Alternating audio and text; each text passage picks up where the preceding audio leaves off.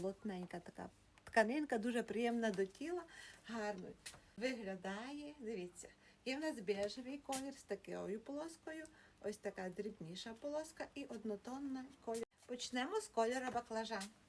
Нічого зайвого немає. Рукавчик, дивіться, трошечки розширений на манжеті. Тканинка гарно тягнеться, дуже гарна довжина. І колір, як на мене, шикарно виглядає. Смарагд, також рукавчик дуже гарно зроблений. Обула вам і до кросівок дуже красиво виглядає, і до каблучка нарядний.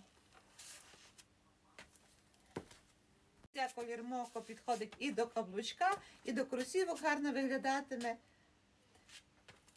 Якщо вам подобається така модель, зробіть фото кольора, моделі, скидайте в Telegram та пишіть, на які параметри вам потрібно.